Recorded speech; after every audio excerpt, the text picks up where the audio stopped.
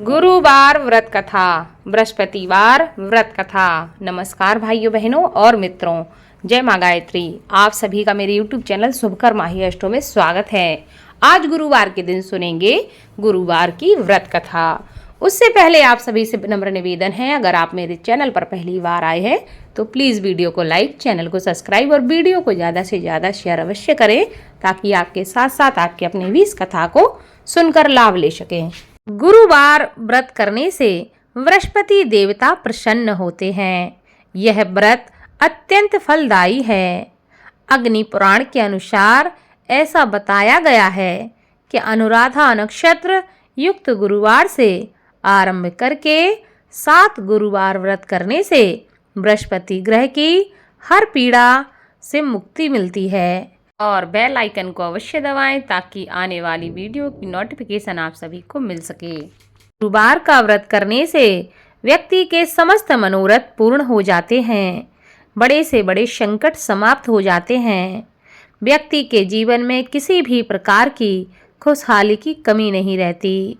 माना जाता है कि जो लोग संतान संबंधी समस्या से जूझ रहे हों, जिन्हें संतान की प्राप्ति करनी हो, उनको गुरुवार का व्रत अवश्य करना चाहिए। या जिनके वैवाहिक जीवन में कोई समस्या हो, उनको भी गुरुवार का व्रत अवश्य करना चाहिए और इस कथा का स्मरण अवश्य करना चाहिए।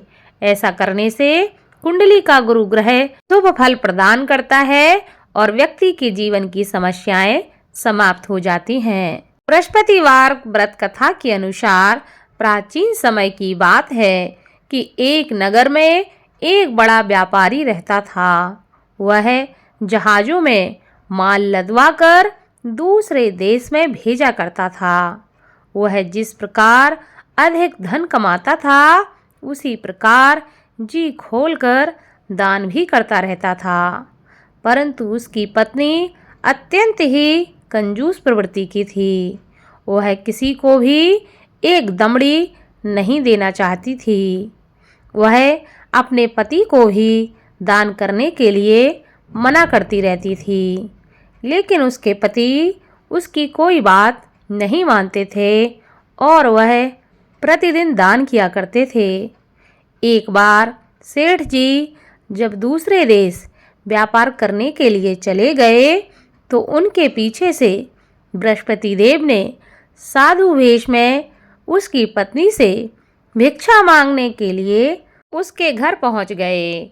व्यापारी की पत्नी बृहस्पति देव से कहने लगी कि हे साधु महाराज, मैं इस दान और पुण्य से तंग आ गई हूँ। आप कोई ऐसा उपाय बताएं जिससे मेरा सारा धन नष्ट हो जाए और मैं आराम से रह सकूं। मैं यह धन लुटता हुआ नहीं देख सकती। बृहस्पति देव कहने लगे कि हे देवी, तुम तो बड़ी ही विचित्र हो। हर स्त्री चाहती है कि उसके घर में धन धान की कोई कमी ना रहे, उसके घर में हर प्रकार का सुख रहे, पर पता नहीं तुम कैसी हो जो चाहती हो कि तुम्हारा सारा धन नष्ट हो जाए। संतान और धन से क्या कोई दुखी होता है जो तुम धन से इतनी दुखी हो? अगर तुम्हारे पास धन अधिक हो गया है तो तुम इसे अच्छे कार्यों में लगाओ। कुंवारी कन्याओं का विवाह करवाओ, विद्यालय बनवाओ, बाग बगीचों का निर्माण कराओ।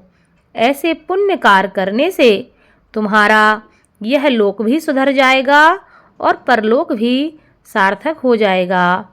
परंतु साधु की इन बातों से व्यापारी की पत्नी को कोई भी खुशी नहीं हुई।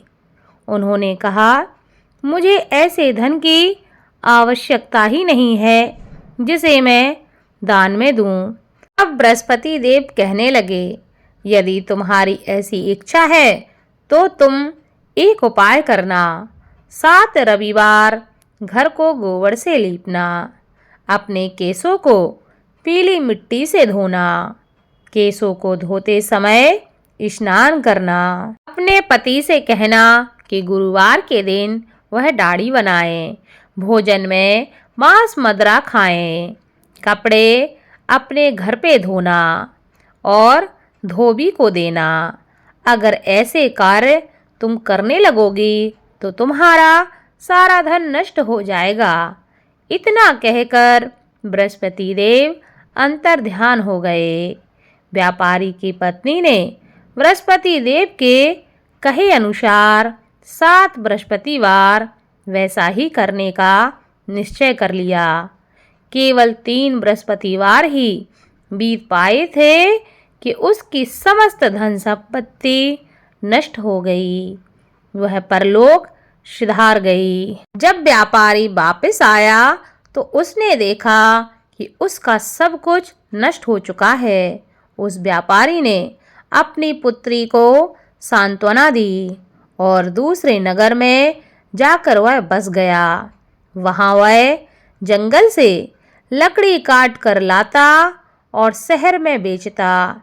इस तरह वह अपना जीवन व्यतीत करने लगा। एक दिन उसकी पुत्री ने दही खाने की इच्छा प्रकट की, लेकिन व्यापारी के पास दही खरीदने के पैसे नहीं थे। वह अपनी पुत्री को आश्वासन देकर जंगल में लकड़ी काटने के लिए चला गया। वहाँ वह एक वृक्ष के नीचे बैठकर अपनी पूर्व दशा पर विचार करके रोने लगा कि पहले मेरे क्या दिन थे और आज मेरे क्या दिन है। उस दिन बृहस्पतिवार का ही दिन था। तभी वहाँ बृहस्पति देव साधु के रूप में सेठ बनकर उसके पास पहुँचे और कहने लगे कि हे मनुष्य, तू इस जंगल में किस चिंता में बैठा हुआ है। तब व्यापारी कहने लगा कि हे महाराज, आप सब कुछ जानते हैं। इतना कहकर व्यापारी अपनी कहानी को सुनाकर रो पड़ा। बृहस्पति देव बोले, देखो बेटा, तुम्हारी पत्नी ने बृहस्पति देव का अपमान किया था, इसी कारण तुम्हारा यह हाल हुआ है। लेकिन अब तुम किसी प्रकार की चिंता मत करो। तुम गुरुवार के दिन बृहस्पति देव का पाठ करो। 2 पैसे के चने और गुड़ को लेकर जल के लोटे में शक्कर डालकर वह अमृत प्रसाद अपने परिवार के सदस्यों और कथा सुनने वालों में बांट दो। स्वयं भी प्रसाद और चरणामृत लो। भगवान तुम्हारा अवश्य ही कल्याण करेंगे। साधु की बात को सुनकर व्यापारी कहने लगा कि हे महाराज, मुझे तो इतना भी नहीं बचता कि मैं अपनी पुत्री को दही लाकर दे सकूं।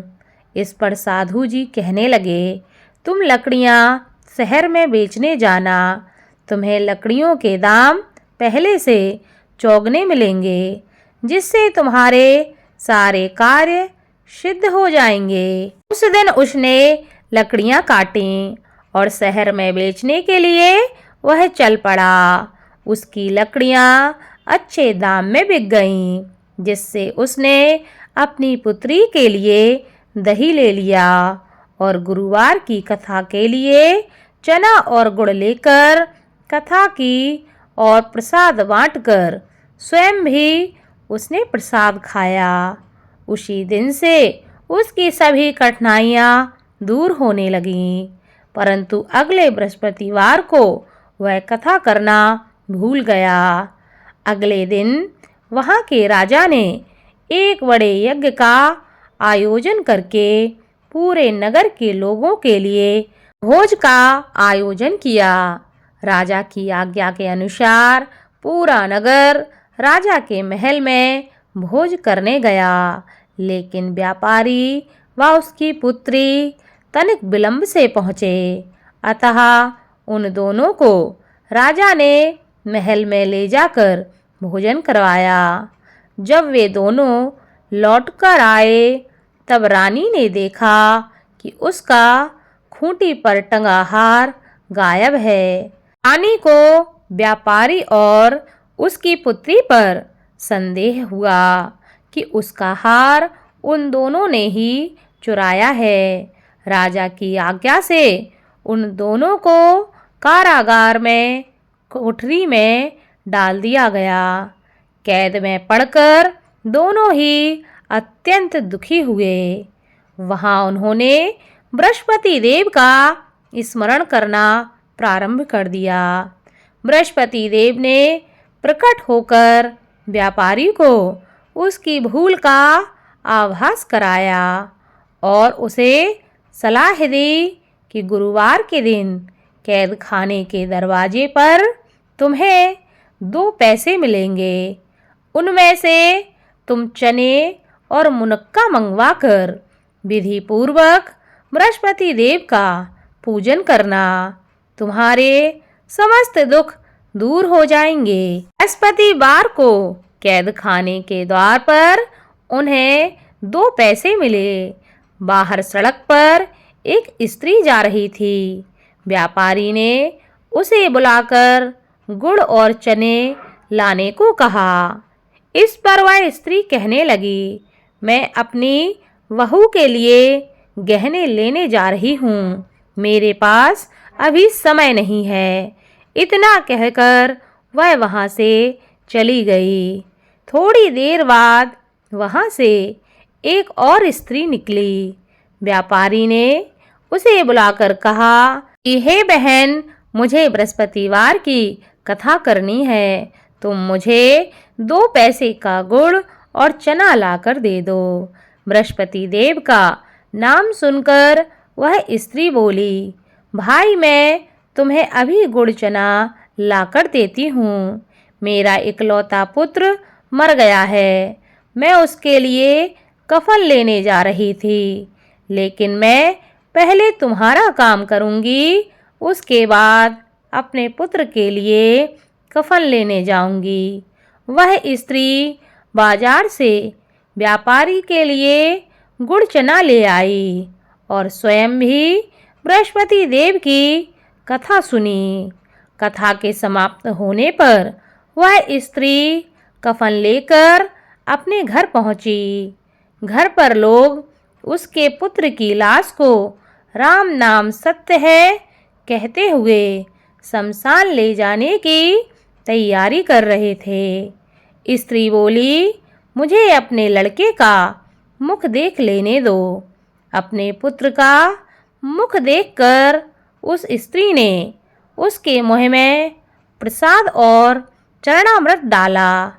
प्रसाद और चरणामृत के प्रभाव से वह पुनः जीवित हो गया।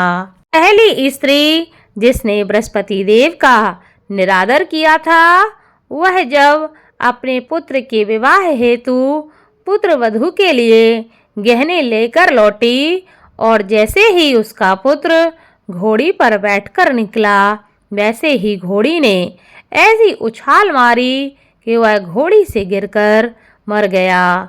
यह देखकर स्त्री रो रो कर बृहस्पति देव से क्षमा याचना करने लगी। उस स्त्री की याचना से बृहस्पति देव साधु वेश में वहां पहुंचकर कहने लगे कि हे देवी, तुम्हें अधिक विलाप करने की आवश्यकता नहीं है। यह बृहस्पति देव का अनादर करने के कारण हुआ है। तुम वापस जाकर मेरे भक्त से क्षमा मांगकर कथा सुन लो। तुम्हारी सभी मनोकामनाएं पूरी हो जाएंगी। जेल में जाकर उस स्त्री ने व्यापारी से माफ़ी मांगी और उसने कथा सुनी। कथा के उपरांत वह प्रसाद और चरणामृत लेकर अपने घर वापस लौट गई। घर आकर उसने चरणामृत अपने मृत पुत्र के मुख में डाला। चरणामृत के प्रभाव से उसका पुत्र जीवित हो उठा। उसी रात बृहस्पति देव राजा के सपने में आए और कहने लगे कि हे राजन, तूने जिस व्यापारी और उसकी पुत्री को जेल में कैद करके रखा है, वह बिल्कुल निर्दोष हैं। तुम्हारी रानी का हार वहीं खूंटी पर टंगा है। दिन निकला तो राजा रानी ने हार खूंटी पर लटका हुआ देखा। राजा ने उस व्यापारी और उसकी पुत्री को तुरंत छोड़ दिया और उन्हें आधा राज्य देकर उसकी पुत्री का विवाह उच्च कुल में करवाकर दहेज में हीरे जवाहरात दिए और बृहस्पति देव की कृपा से उनके जीवन के सभी संकट समाप्त हो गए।